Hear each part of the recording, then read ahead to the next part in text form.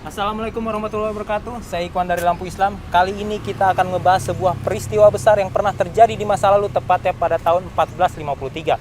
Saat itu terjadi sebuah penaklukan sebuah kota bernama Konstantinopel yang saat ini bernama Istanbul oleh seorang anak muda bernama Sultan Al-Fatih.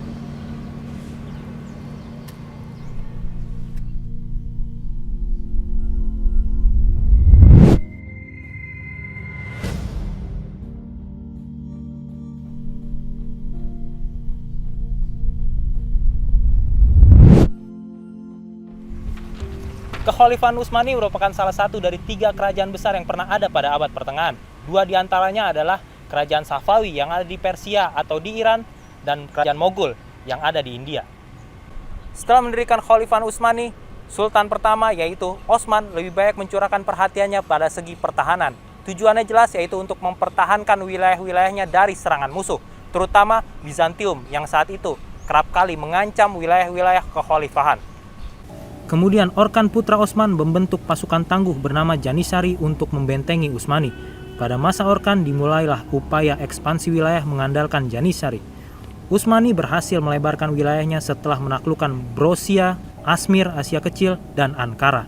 Ekspansi wilayah terus berlanjut pada masa Sultan Murad I yang berkuasa dari 1362 sampai 1389 Masehi. Ia berhasil menaklukkan Balkan, Adrianopel atau sekarang bernama Erdin alias Turki, Macedonia, Sofia di Bulgaria, serta seluruh wilayah Yunani. Sultan berikutnya yakni Bayazid juga meneruskan kesuksesan ekspansi wilayah Utsmani. Ia berhasil merebut benteng Philadelphia dan Gramania atau Kirman. Dengan demikian secara bertahap Utsmani tumbuh menjadi sebuah kerajaan besar. Hal tersebut menimbulkan kegelisahan dan kecemasan di daratan Eropa.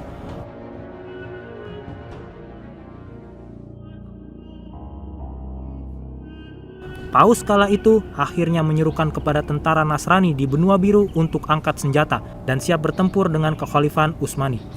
Salah satu kisah penaklukan yang paling sukses adalah ketika Utsmani di bawah kepemimpinan Sultan Al-Fatih berhasil merebut Konstantinopel di bawah kerajaan Romawi Timur, sehingga mengakhiri kekuasaan selama 11 abad. Peristiwa tersebut terjadi pada tahun 1453 Masehi. Karenanya dia mendapat gelar Al-Fatih yang memiliki arti sang penakluk. Muhammad Al-Fatih merupakan sultan ke-7 dalam sejarah Bani Utsmaniyah. Dia lahir tanggal 30 Maret tahun 1432 Masehi di kota Erdina yang merupakan ibu kota Daulah Utsmaniyah. Dia menjadi sultan setelah menggantikan sang ayah yang telah wafat bernama Sultan Murad II. Selain menaklukkan Bizantium, dia juga berhasil menaklukkan wilayah-wilayah Asia, menyatukan kerajaan Anatolia dan wilayah-wilayah Eropa lainnya. Termasuk jasanya yang paling penting adalah mengadopsi manajemen kerajaan Bizantium yang telah matang ke kerajaan Utsmani. Ayahnya, Sultan Murad II, memang memberikan perhatian lebih pada pendidikan anaknya. Ia menempa buah hatinya agar kelak menjadi seorang pemimpin yang baik, kuat, dan tangguh. Hal ini terlihat dari Sultan Al-Fatih kecil yang sudah berhasil menghafal Quran 30 juz, mempelajari ilmu-ilmu hadis, memahami ilmu fikih, matematika, ilmu falak, dan yang paling penting adalah strategi perang. Tidak hanya itu, karena Sultan Al-Fatih juga mempelajari bahasa Arab, Latin, dan Yunani. Jadi tidak heran apabila di umur 21 tahun, Muhammad Al-Fatih sudah fasih berbahasa Arab, Turki, Persia, Latin, dan Yunani. Biarpun masih sumur jagung, sang ayah, Sultan Murad II, memberikan amanat kepada Sultan Al-Fatih untuk memimpin suatu daerah yang dibimbing oleh para ulama. Hal ini dilakukan agar Sultan Al-Fatih menyadari bahwa ia memiliki tanggung jawab yang besar di kemudian hari, dan para ulama sebagai kompasnya agar pemikiran Sultan Al-Fatih sejalan dengan ajaran-ajaran Islam yang baik dan benar.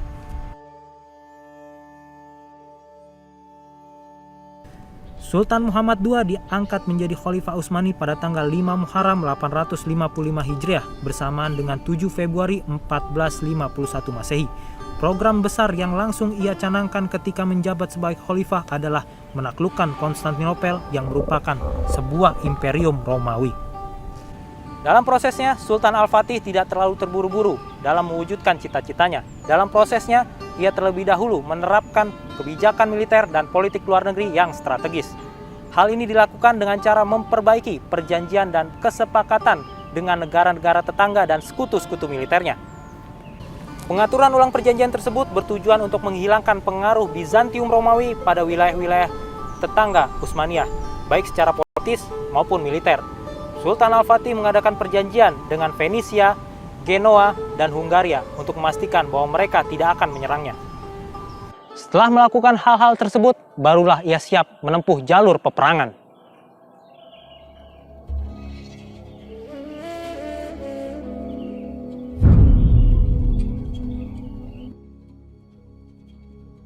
Pada April 1452, Sultan memberikan perintah untuk membangun sebuah benteng yang dinamakan Rumelehisari pada bagian ujung utara Selat Bosporus untuk mencegah setiap kapal yang akan membantu Konstantinopel dari arah Laut Hitam.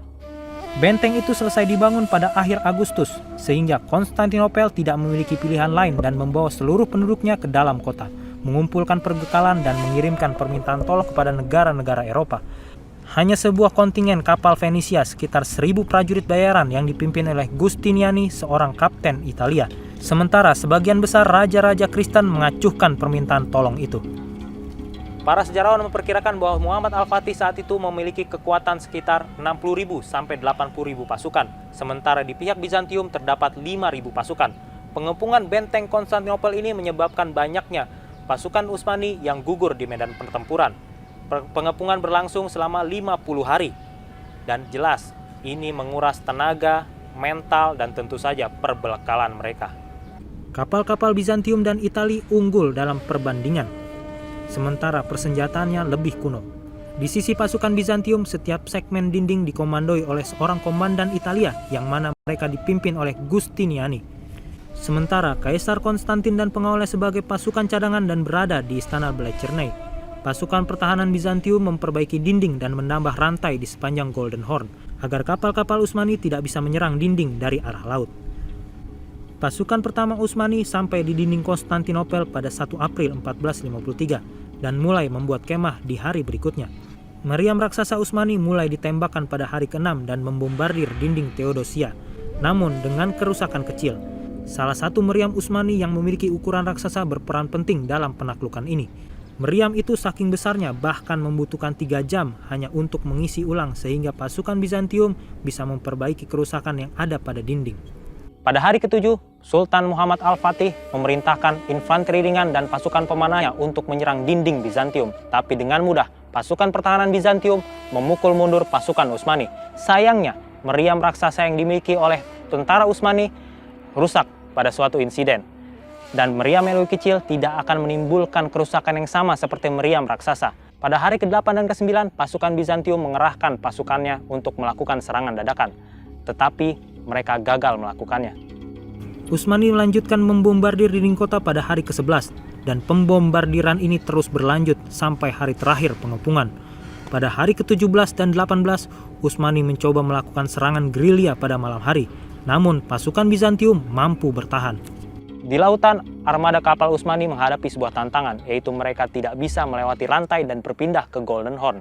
Sebaliknya, kapal-kapal dari Fenisia berdatangan untuk membantu para pasukan yang ada di Konstantinopel pada tanggal 20 April. Dan ini membuat benteng Konstantinopel menjadi semakin sulit untuk ditaklukkan. Akhirnya Sultan Al-Fatih menemukan sebuah ide yang dianggap sebagai satu-satunya cara untuk melewati rantai tersebut. Ide ini mirip seperti yang pernah dilakukan oleh Pangeran Kiev ketika menyerang Bizantium pada abad ke-10. Ia menarik kapalnya dari Selat Bosporus, mengelilingi Galata, dan menurunkannya kembali ke Golden Horn. Tapi sayangnya, saat itu pasukan Pangeran Kiev ini berhasil dikalahkan oleh pasukan Bizantium Romawi. Sultan Al-Fatih melakukan dengan cara yang lebih cerdik lagi. Ia menggandeng 70 kapal yang melintasi Galata ke muara setelah meminyaki batang-batang kayu. Hal itu dilakukan dalam waktu yang sangat singkat, tidak sampai 1 malam. Di pagi hari, Bizantium kaget bukan kepalang. Mereka sama sekali tidak mengira Muhammad Al-Fatih dan pasukannya menyeberangi kapal-kapal mereka lewat jalur darat. 70 kapal laut diseberangkan lewat jalur darat yang masih ditumbuhi pohon-pohon besar, menebangi pohon-pohonnya dan menyeberangkan kapal-kapal hanya dalam waktu 1 malam. Hal ini merupakan hal yang sangat mustahil bagi mereka, tetapi hal itulah yang terjadi. Kaisar Konstantin mengirim kapal perangnya untuk menghancurkan ancaman ini. Tetapi sayangnya dia malah kalah dalam pertempuran ini, yang akhirnya dia memutuskan untuk mengambil sebagian pasukannya untuk bertahan ke dinding selatan. Hal ini tentu saja menyebabkan melemahnya pertahanan di tempat lain.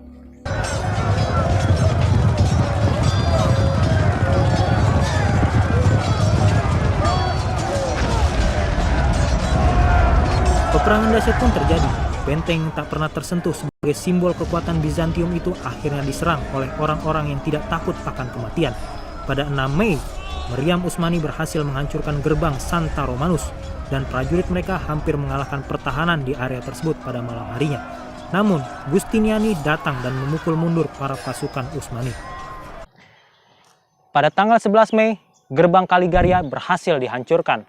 Dan saat itu, tentara Utsmani bergerak menuju istana Blacherney.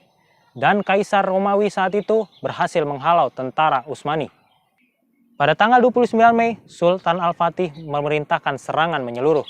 Meriam-meriam ditembakkan secara besar-besaran, diikuti dengan infanteri-infanteri ringan. Meskipun saat itu, pasukan Al-Fatih menang dalam jumlah, tetap saja tembok Konstantinopel sulit untuk ditaklukkan dan tidak bisa diambil alih dari tangan Giustiniani. Artileri Sultan Al-Fatih berhasil menghancurkan gerbang Romanus dan 3.000 pasukan Janissary dikerahkan untuk menyerang posisi ini. Sekali lagi, Bizantium berhasil bertahan, tetapi pasukan Janissary berhasil merangsek masuk dan mengambil alih salah satu tiang menara dan mengibarkan bendera Utsmani. Karena kejadian ini, Giustiniani mengalami cedera parah dan terpaksa dibawa keluar medan tempur. Ini merupakan pukulan telak bagi pasukan pertahanan Bizantium. Ditambah lagi saat itu pasukan Janissary berhasil mengambil alih Santa Romanus di dekat kota. Pertahanan Bizantium hancur. Warga kota dan pasukan pertahanan berusaha meninggalkan kota dengan cara menggunakan kapal. Beberapa sumber mengatakan bahwa kaisar saat itu dan para pasukannya melakukan perlawanan terakhir, tetapi dialah yang terbunuh. Dan dialah kaisar Romawi terakhir yang mati bersama dengan kerajaannya. Akhirnya kerajaan besar yang berumur 11 abad itu jatuh ke tangan kaum muslimin.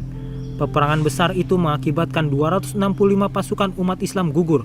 Pada tanggal 20 Mujadil awal 857 Hijriah bersamaan dengan 29 Mei 1453 Masehi, Sultan Al-Fatih berhasil memasuki kota Konstantinopel. Sejak saat itulah ia dikenal dengan nama Sultan Al-Fatih, sang penakluk Konstantinopel. Saat memasuki Konstantinopel, Sultan Al-Fatih turun dari kudanya lalu sujud sebagai tanda syukur kepada Allah Subhanahu wa Ta'ala. Setelah itu ia menuju gereja Hagia Sophia dan memerintahkan menggantinya menjadi masjid. Konstantinopel dijadikan sebagai ibu kota, pusat pemerintahan kerajaan Utsmani, dan kota ini diganti dengan nama Islambul yang berarti negeri Islam. Lalu akhirnya mengalami perubahan menjadi Istanbul. Setelah itu rentetan penaklukan strategis dilakukan oleh Sultan Muhammad Al-Fatih. Ia membawa pasukannya menaklukkan Balkan, Yunani, Rumania, Albania, Asia Kecil, dan lain-lain. Bahkan ia telah mempersiapkan pasukan dan mengatur strategi untuk menaklukkan kerajaan Romawi di Italia. Akan tetapi, kematian telah menghalanginya untuk mewujudkan hal tersebut. Selain seorang jenderal perang dan berhasil memperluas wilayah kekuasaan kerajaan Utsmani melebihi sultan-sultan sebelumnya, Sultan Al-Fatih juga dikenal sebagai seorang penyair. Ia memiliki sebuah diwan dan syair-syair yang ia buat sendiri. Pada bulan Rabiul Awal 886 Hijriah atau 1481 Masehi, Sultan Muhammad Al-Fatih pergi dari Istanbul untuk berjihad. Padahal ia sedang dalam kondisi tidak sehat. Di tengah perjalanan, sakit yang ia derita kian parah dan semakin berat ia rasakan. Dokter pun didatangkan untuk mengobatinya.